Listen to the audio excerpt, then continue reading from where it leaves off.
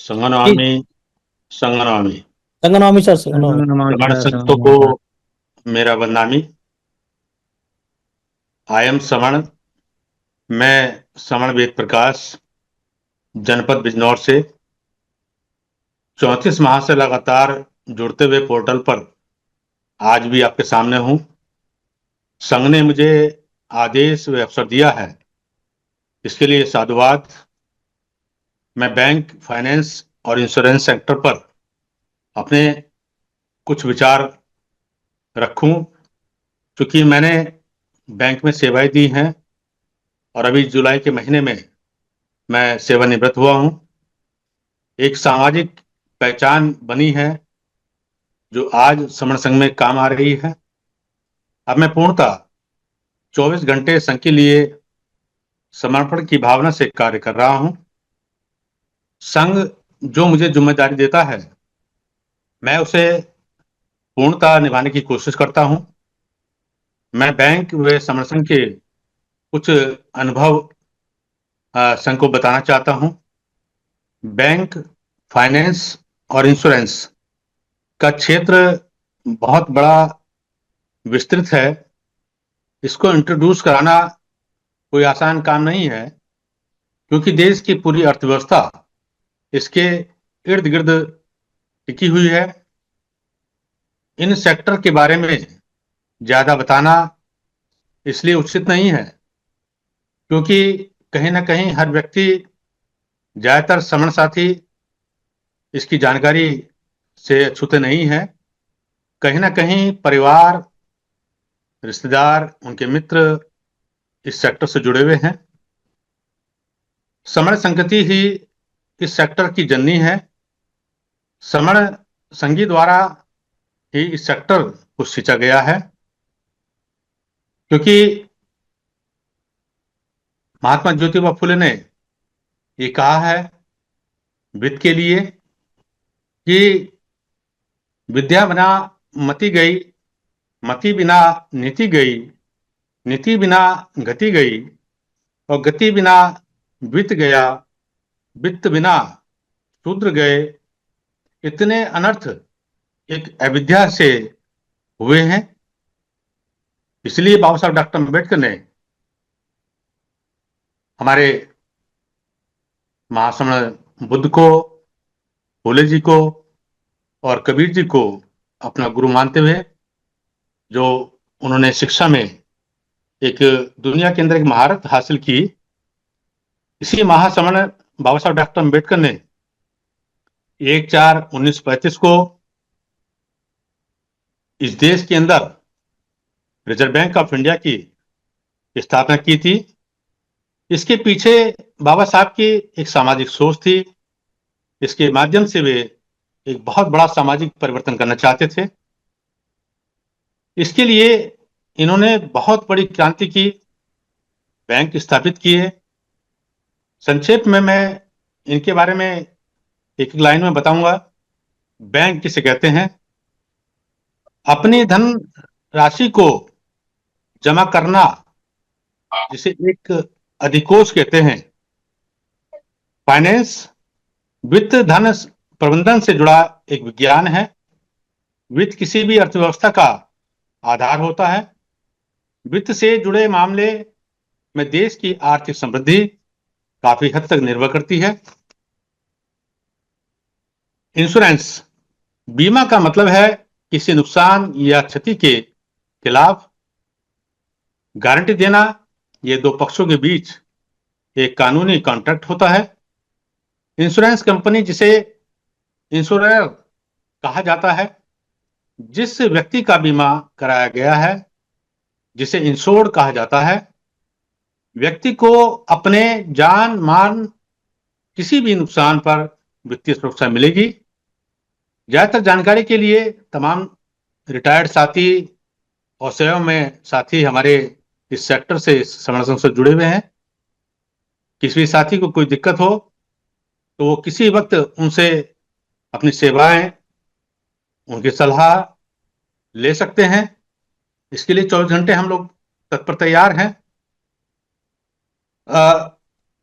आज हमारे परिनिब्बुत समण किया नारायण जी, कोची रील रामन नारायण जी, जो भारतीय गणराज्य के 10वें निर्वाचित राष्ट्रपति जी का जन्मदिन है। सभी को इस मौके पर बधाई देता हूं। ये पहले मलयाली व्यक्ति थे जिन्हें भारत का प्रथम नागरिक बनने का सुअवसर मिला। इनका जन्म पैतृक घर में हुआ था, जो कि एक कच्ची झोपड़ी पेरू मथानम उजाबूर ग्राम त्रावणकोर में हुई थी। इनके पिता भारतीय पद्धति के एक आयुर्वेदाचार्य थे। साथ ही वे नारियल का भी काम किया करते थे। इनके विद्यार्थी काल में छुआछूत चरम सीमा पर थी। गांव में ही रह करके 1931 से 1935 तक उन्होंने प्राइमरी शिक्षा ग्रहण की, और वो प्राइमरी शिक्षा भी उन्होंने कक्षा के बाहर खड़े होकर उनको लेनी पड़ी। गरीबी इस कदर थी कि फीस और किताबें लेने तक के भी उनके पास पैसे नहीं हुआ करते थे। दूसरों से पुस्तकें मांगकर अपना काम चलाना पड़ता था, पढ़ते थे। छात्रवृत्ति का सहारा पाकर श्री नारायण जी ने 12वीं परीक्षा 1938-40 में कोटायुम के पास CMS स्कूल से उत्तीर्ण की। इसके बाद उन्होंने कला ऑनर्स में स्नातक स्तर की परीक्षा भी पास की। फिर अंग्रेजी साहित्य में त्रावणकोर विश्वविद्यालय से 1943 में स्नातकोत्तर परीक्षा प्रथम श्रेणी में पास की। इसके पूर्व त्रावणकोर विश्वविद्यालय में किसी भी समर्थ छात्र ने प्रथम स्थान प्राप्त नहीं किया था। गरीबी के कारण उन्होंने द हिंदू और द टाइम्स ऑफ इंडिया में कार्य किया। 10 अप्रैल 1945 को पत्रकारिता का धर्म निभाते हुए उन्होंने मुंबई में महात्मा गांधी का इंटरव्यू भी लिया। उनका जीवन परिचय और संघर्ष ये बहुत लंबा है, सब लोग उसको पढ़ सकते हैं। राष्ट्र में, देश विदेश में जो उन्होंने उच्च स्तरीय नौकरियां करने के उनको मौका मिला। राजनीतिक अध्ययन में भी वो उन्होंने महारत हासिल की थी। उनका एक अपूर्व उदाहरण हमारे लिए एक प्रेरणा का स्रोत है। भारत में केवल 2 व्यक्ति ही, महासमण डॉक्टर BR अम्बेडकर और KR नारायण जी ने डॉक्टर ऑफ साइंस की उपाधि प्राप्त की थी। तीसरा कोई व्यक्ति अभी तक इस देश के अंदर नहीं हुआ है। समण संघ दुनिया का पुरातन संघ जुड़ने जोड़ने के लिए बताता है। समण संघ हमें अपना कर्तव्य याद दिलाता है। समण संघ हमें महासमण के सोच को जताता है। महासमण तथागत बुद्ध की सोच को बताता है। समण संघ करुणा, बंधुता, मैत्री का संदेश देता है। समण संघ विपश्यना की ओर हमें साधता है। समण संघ सुख, सुरक्षा, विकास की गारंटी देता है। समण संघ 10 गोल्डन अमृत विनय को दर्शाता है। समण संघ के 10 सुनहरे नियम अपनाने से जीवन बनता है सुनहरा। जो जुड़ेगा वो स्वयं को और अपने बच्चों को बचाएगा। 74 वर्ष में हमने बहुत इस देश के अंदर उतार चढ़ाव देखे हैं। तमाम संगठनों में हमने तन मन धन से कार्य किया है, इसलिए कि एक बड़ा परिवर्तन 90% लोगों में आना चाहिए। लेकिन पिछले दशक से सबको निराशा ही मिली है। सभी जीवन की बाजी लगभग हारते महसूस कर रहे थे। विश्वास खो चुके थे कि सभी क्षेत्रों में जो हम लोग का स्तर गिर रहा था, उससे बड़ी एक चिंता हम लोग को महसूस हो रही थी। देश का एक चौथा स्तंभ, जिसे हम मीडिया कहते हैं, प्रिंट मीडिया, इलेक्ट्रॉनिक मीडिया, वो अपना विश्वास लगभग देश के अंदर खत्म कर चुका है। मैं सही बताऊं तो पिछले 6 वर्ष से इस देश का कोई अखबार मैंने खरीदना बंद कर दिया है, पढ़ना बंद कर दिया है। टीवी चैनल का कोई भी मैं न्यूज चैनल नहीं देखता, क्योंकि इसमें पाखंड और अंधविश्वास के अलावा हमें इसमें अंधा बना रहा है। सोशल मीडिया के माध्यम से कोरोना पीरियड के बाद हमें उस पीरियड में भी महसूस हुआ कि हमें कोई नया रास्ता मिले। अचानक इस मोबाइल पर यूट्यूब के माध्यम से मुझे T22 जो यूट्यूब है, मुझे कुछ देखने का मौका मिला। कई सारी मैंने वीडियो वो देख डाली, कुछ साथियों को उसको फॉरवर्ड भी किया। हमारे साथ में जुड़े हुए हैं लखपत सिंह सर जी, जिनके साथ में यहाँ काफी लंबा समय हमने गुजारा, उनको मैंने फॉरवर्ड किया। कुछ दिनों बाद उनका खुद कॉल बैक आई कि सर आप जो हैं पोर्टल पे जुड़िए, क्योंकि आपको बिजनौर में काम संभालना है। तो जनवरी 2022 से मैंने पोर्टल पर शुरुआत की, परिचय बढ़ता गया, संगतियों में लगातार भाग लेता रहा। समण परिवार में सर बहनों से परिवार हरा भरा होता गया। संगति के माध्यम से अनेक बाबा साहब डॉक्टर अम्बेडकर और महासमण बुद्धा के उन स्थानों को हमें देखने का भी अवसर मिला। इसी कारण यहाँ कई स्पोक जोड़ने के बाद बिजनौर में 2 महत्वपूर्ण हम संगीतें करा चुके हैं, और तीसरी संगीति की तैयारी 8 दिसंबर को यहाँ होनी है।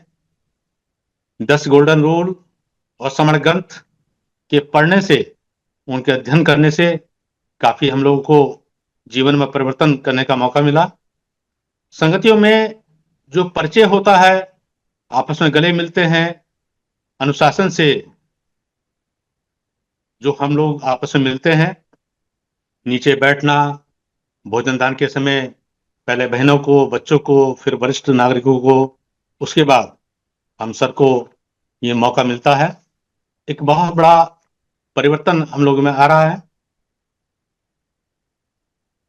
1000 दिन के कैंपिंग के माध्यम से स्वयं की और समणों की पहचान बताने के लिए, मैं समण हूं, हम समण हैं। महासमण बुद्ध से लेकर के समण संत पीर फकीर काशीराम के बारे में लोगों तक पहुंचने का एक सुअवसर हमें मिला है, और इसके साथ तमाम इन समण संतों के अनुयायियों से बीच में बात करने का मौका मिलता है, चाहे वो बुद्ध विहार हो, अंबेडकर भवन हो, रैदास आश्रम हो, कबीर आश्रम हो, या गुरुद्वारा हो। क्योंकि समण संघ ने एक बहुत अच्छा जोड़ने का जो प्लेटफॉर्म दिया है, इसको सुनकर के लोग, इसके नियमों को जानकर लोग बड़े प्रभावित होते हैं। हम जब घर से निकलते हैं, एक समर्पण की भावना से निकलते हैं। गले में बैग टंगा होता है, बैग में समण ग्रंथ होते हैं, पोस्टर होते हैं, मैं समण हूं के घोषणा पत्र होता है, डेल्टा प्लस के अखबार होते हैं, स्टिकर होते हैं छोटे छोटे। ये सब हाथ में एक 70 दंड भी होता है। ये सब लोग देख करके कहते हैं कि समर संगी जा रहे हैं प्रचार प्रसार के लिए। बुरा जो देखकर मैं चला, बुरा ना मिलिया कोई, जो दिल खोजा अपना, मुझसे बुरा ना कोई, ओ सुन ले मुझसे बुरा ना कोई। ऐसी बाड़ी बोलिए मन का आपा खोए, औरन को शीतल करे आपो शीतल होए। तो समर संघ की ये मन वचन की वाणी, मधुर ये वाणी को संयम रखते हुए समर संघ को शहर से गांव की ओर हम लोग ले जा रहे हैं। तमाम संगठन के लोगों से हमें पाला भी पड़ता है, तो थोड़ा हमें गर्म और नरम भी होना पड़ता है। समर संघ में जुड़ने से अहम तो खत्म हो ही रहा है। सभी समण संतों के बारे में जानकारी मिलती है। 10 गोल्डन रूल से हम बड़ा परिवर्तन ला रहे हैं, ला सकते हैं। कई जनपदों में बुद्धिजीवियों के बीच बुद्ध विहार, रैदास आश्रम, अंबेडकर भवन जाने का मुझे अवसर मिला। सब जगह देखते हैं कि अव्यवस्था का माहौल है, मठाधीशों का बोलबाला है, संख्या नगण्य के रूप में मिलती है। बुद्धिस्ट, रैदासी, कबीरी, अम्बेडकरवादी एक दूसरे के कभी पास नहीं बैठते, आपस में मिलते नहीं, खुद तो वो बटे हुए हैं और आपस में दूसरों को बांटते हैं। भिक्षु, साधु संत देशना नहीं देते, ज्यादातर वो राजनीतिक चर्चा में मशगूल रहते हैं। इस अव्यवस्था को बदलने के लिए हम समर संघियों को कमर कसनी पड़ेगी, क्योंकि गंदगी से गंदगी कभी साफ नहीं होती, ये असंभव है।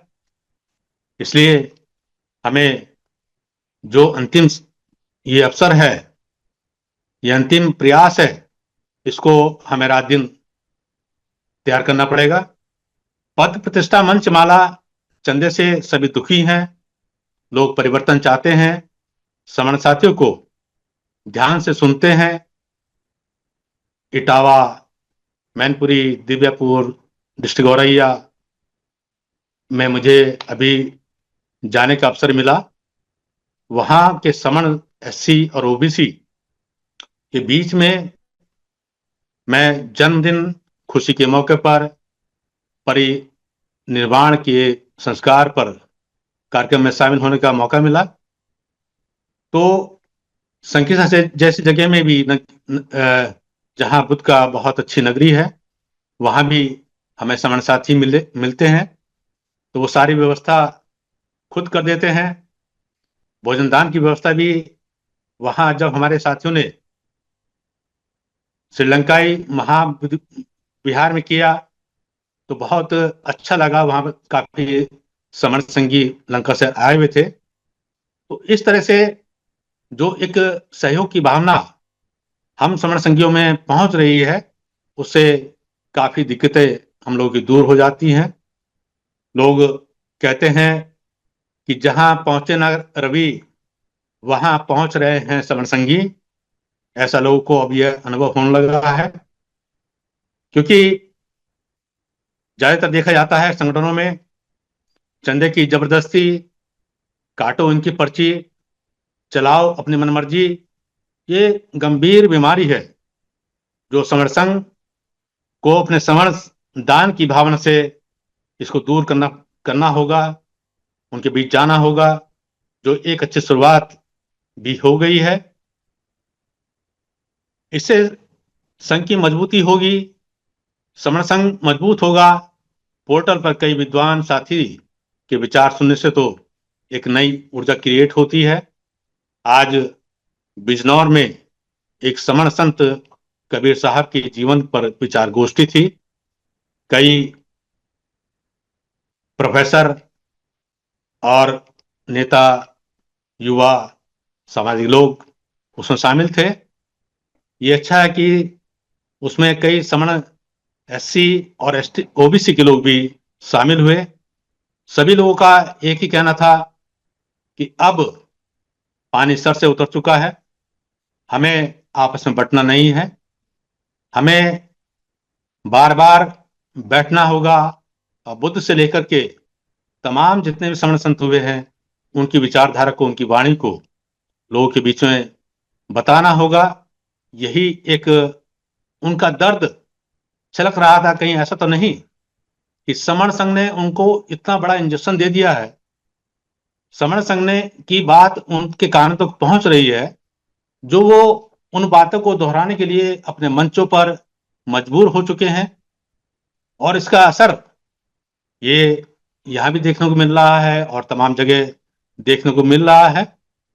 तो इकट्ठा तो एक दिन इन लोगों को होना ही पड़ेगा, वरना ये इनका अस्तित्व तो है ही नहीं, बाकी जो कुछ है वो भी नहीं बच पाएगा। आज ये भी सुनने को कुछ नारे मिले कि हम इकट्ठा होंगे तो तभी हमारा संविधान, हमारा अधिकार, हमारा देश बच पाएगा। कहीं ना कहीं समर्थन का प्रभाव है, सावधान कर रहा है, उनको प्रभावित कर रहा है, वो आकर्षित हो रहे हैं। हमें केवल अपने पेशेंस को बनाए रखना है, रात दिन सब लोग के बीच में अपने परिवार शाखाएं करनी है, संगति करनी है, सन्निपात बाहुल करना है, पोर्टल पर जुड़ने के लिए उनसे निवेदन करना है, उनको लिंक बराबर देना है, फोन पर उनसे बात करनी है। जहां भी जाएं, जो मिले उनको आप उनको श्रवण ग्रंथ भेंट करें, दान करें, उनको कुछ ना कुछ अवश्य देते रहें, तभी श्रवण सिंह की बात उन तक पहुंच पाएगी। और उनका नंबर आप अपनी डायरी में जरूर नोट करें। ये मेरा आप लोगों से विनती है। अभी श्रवण संघ के लिए बोला था, तो मैं एक साथी से मैंने निवेदन किया था अभी, तो उन्होंने 1,000 श्रवण ग्रंथ दान करने के लिए बोला है। तो मैं उनका नाम और mobile number advocate Ramchandra ji को नोट करा दूंगा। संगो यो खलितो दोषो संगो खंतु तममंग। यदि मेरे वक्तव्य में कोई गलती हुई हो तो मैं संघ से क्षमा चाहता हूँ, क्षमा चाहता हूँ, क्षमा चाहता हूँ। संगो नमामि, संगो नमामि। नमो बुद्धाय, जय भीम।